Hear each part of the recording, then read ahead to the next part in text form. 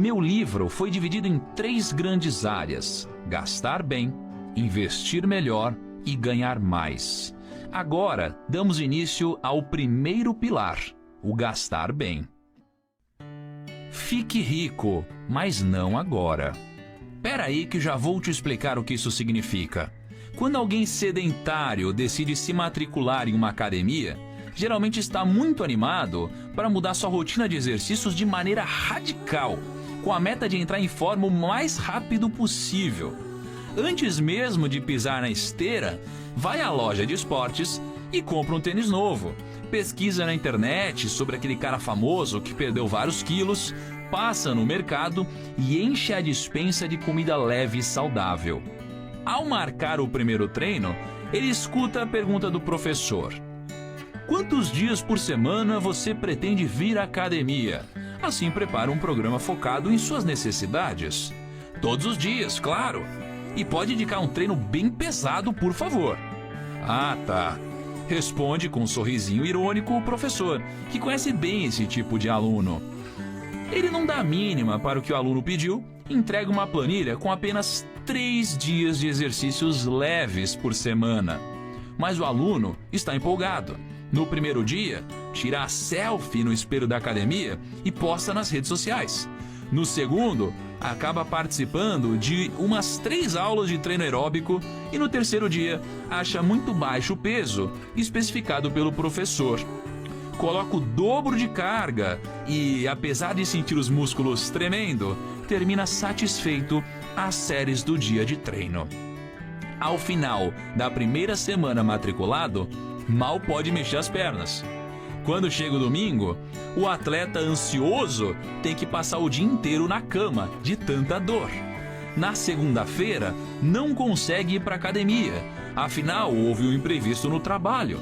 No dia seguinte, só tem tempo para uma caminhada leve, de meia hora, pois está começando a ficar resfriado. E, assim, passam-se 1, 2, 3 semanas.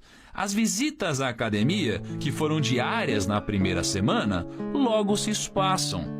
Essa fuga dos treinos foi comprovada por pesquisadores da Fundação Oswaldo Cruz em um estudo publicado em 2016.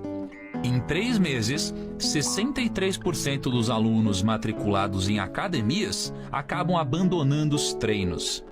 Ao fim dos primeiros 12 meses, apenas 4% das pessoas continuam realizando atividade física. Essa estatística negativa e assustadora é uma excelente metáfora para começarmos a falar de dinheiro. Assim como na academia, a maioria das pessoas que começa seus estudos em busca da riqueza pensa que só serão necessários alguns poucos dias de dedicação máxima para sair da estaca zero e chegar ao primeiro milhão. Elas começam muito animadas, preenchendo planilhas complexas, anotam cada centavo gasto, a todo momento acesso à conta bancária para ver o que está acontecendo.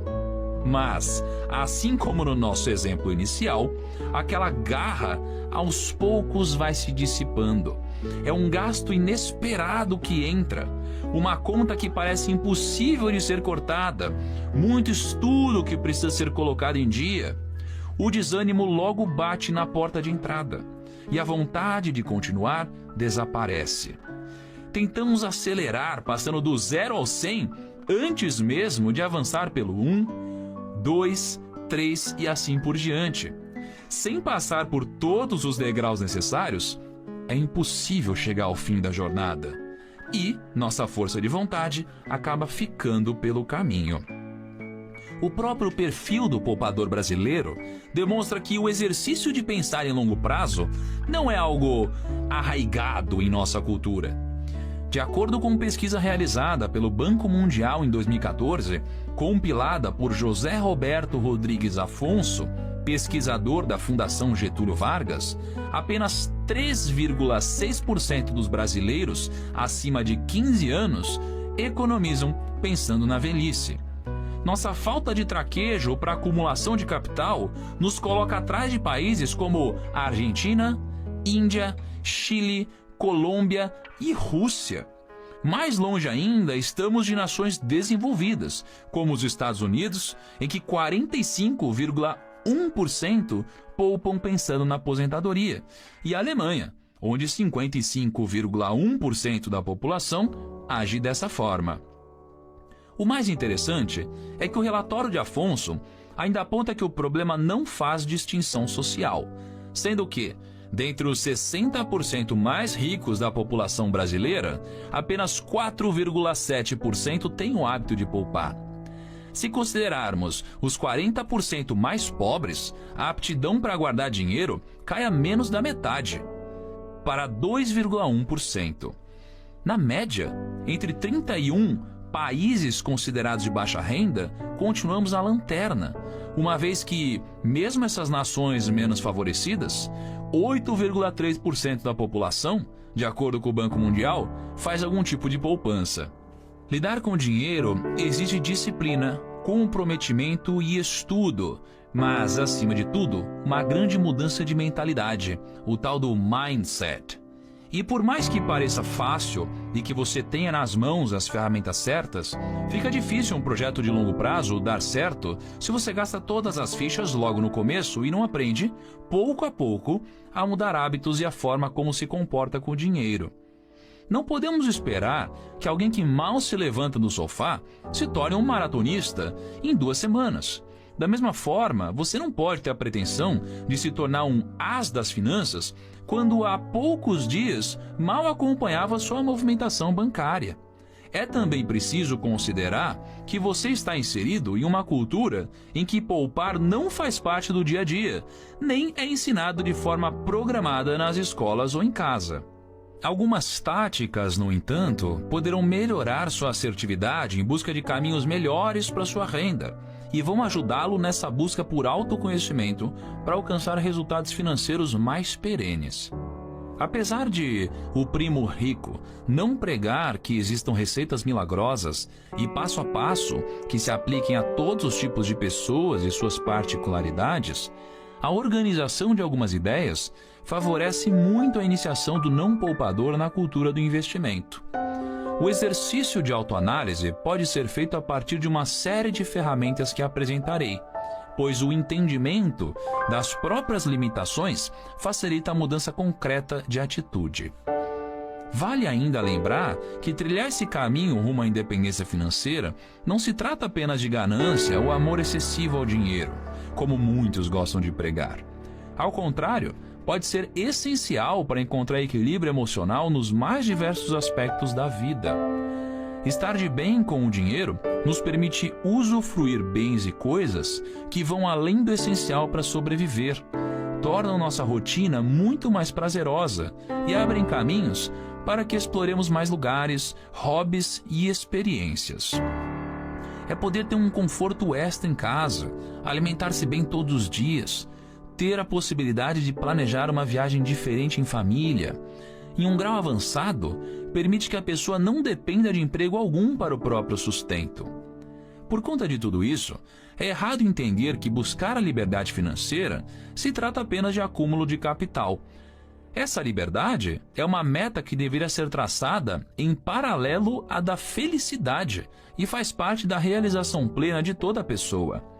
As pessoas que defendem que dinheiro não faz parte disso, geralmente são as que não têm dinheiro. Em termos práticos, a fórmula matemática da independência financeira é muito simples. Trata-se de uma engrenagem contínua em que o valor dos rendimentos de sua carteira de aplicações provém mais ou a mesma coisa que seus gastos, incluindo os fixos e variáveis de todos os meses. Quando isso acontece, é possível afirmar que essa pessoa não é mais obrigada a trabalhar pelo dinheiro, pois nesse estágio, o seu próprio capital acumulado fará o exercício de gerar uma renda mensal capaz de cobrir quaisquer despesas recorrentes. Como você deve ter notado, azeitar essa engrenagem para seu perfeito funcionamento não é algo corriqueiro ou possível de ser alcançado em um prazo muito curto para a imensa maioria das pessoas. É por isso que devemos começar a investir em independência financeira sem sobrecarregar nosso sistema, planejando com cuidado cada etapa, dando apenas os passos necessários para cada momento, evitando chegar à exaustão muito antes de alcançar o objetivo final. Com isso em mente, Vamos já começar a falar um pouco sobre algumas estratégias que fazem nosso dinheiro render mais. E uma delas é o mercado de capitais. Mas posso te contar um segredo antes de tudo? Todos que aplicam dinheiro na bolsa de valores se consideram investidores. Ostentam ganhos, dividendos e operações, até que o mercado entra em compasso de baixa ou alta extrema. Nesses momentos de vales e picos, a maioria das posições de investimento, mesmo aquelas que se diziam de longo prazo, entra em ebulição. Pouquíssimos conseguem racionalizar a situação e têm condições de operar quando a bolsa cai ou sobe demais. Seja por desejo de obter lucro rápido, por medo ou por crença em rumores. A verdade é que as pessoas, sobretudo as que operam em mercados emergentes, tendem a agir de acordo com a maioria, sob o chamado efeito manada.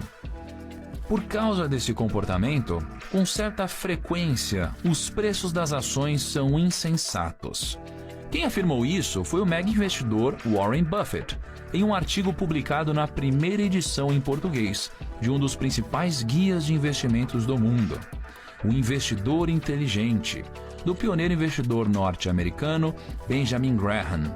No texto, Buffett definiu: quando o preço de uma ação pode ser influenciado por uma manada em Wall Street, com preços estabelecidos na margem pela pessoa mais emocional ou mais gananciosa ou mais deprimida, é difícil defender a posição de que o mercado sempre gera cotações racionalmente. Buffett se referia aos chamados especuladores de mercado. O que pouco se fala, no entanto, é que quase todos que operam na bolsa são especuladores, mesmo quando se auto-intitulam investidores.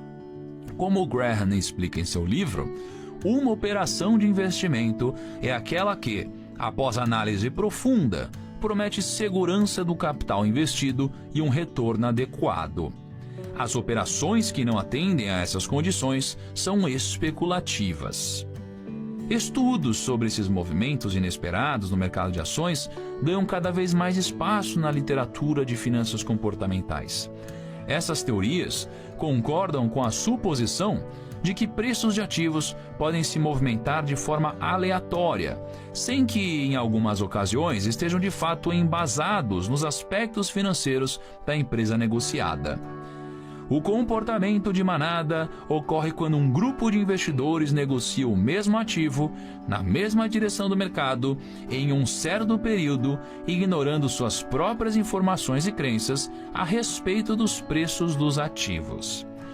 Um dos maiores investidores pessoa física da bolsa, Louis Barsi, detalhou um pouco de seu entendimento sobre o assunto de forma muito didática em uma entrevista concedida a mim em meu projeto O Código da Riqueza. Abre aspas. Quando eu recomendo a alguém que faça uma carteira de ações de previdência, a primeira coisa que eu digo é que você tem que incorporar o espírito do investimento, o sentido de parceria. É preciso saber que não se está comprando a ação pelo simples ato de compra. Você está comprando ações de um projeto que pode ser bem-sucedido. Para fazer isso, eu analiso duas características. O projeto tem que estar em um setor perene e que produz sustentabilidade. Fecha aspas. Para Barsi, o argumento de que investir na bolsa é muito arriscado ou pode levar uma pessoa à falência é puramente especulativo. Abre aspas. O cidadão que fala isso não sabe que uma Klabin, uma empresa do setor de papel e celulose, tem 120 anos de existência. Muitos bancos quebraram nesse período, mas a Klabin não quebrou e existem muitas outras empresas nesse patamar. Fecha aspas.